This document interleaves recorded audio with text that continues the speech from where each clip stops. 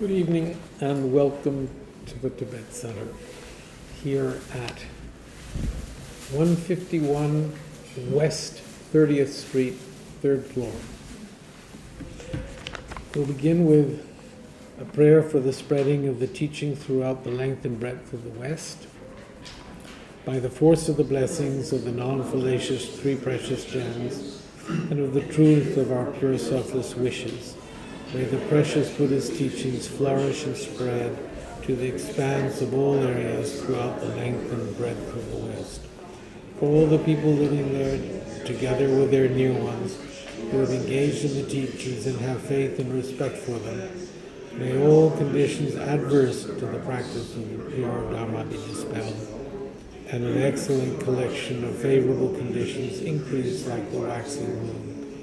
And especially for those who work on methods to accomplish the flourishing and spreading of the victorious one's teachings, which are the source of benefit and happiness, may they never be oppressed by masses of interference and adverse conditions, and may this spontaneously happen just as we have hoped and wished.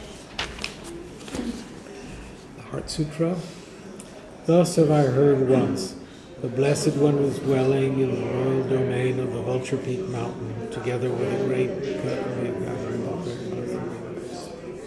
At that time, the Blessed One uttered the Samadhi, which examines the Dharmas, called profound illumination, and at the same time, noble Avalokiteshvara, the Bodhisattva Mahasattva, looking at the profound practice of transcendent knowledge, saw the five skandhas in their natural emptiness. Then, through the inspiration of the Buddha, Venerable Shariputra said to Avalokiteshvara, "How should those noble ones learn who wish to follow the profound practice of transcendent knowledge?" And Avalokiteshvara answered, "Venerable Shariputra, whoever wishes to follow the profound practice of transcendent knowledge should look at it like this, seeing the five skandhas in their natural emptiness. Form is empty, emptiness itself is form. Emptiness is not separate from form, form is not separate from emptiness. In the same way, feeling, discriminating awareness, compositional factors in consciousness are empty. Thus, all the dharmas are empty and have no characteristics. They are unborn and unceasing. They are not impure or pure. They neither decrease nor increase.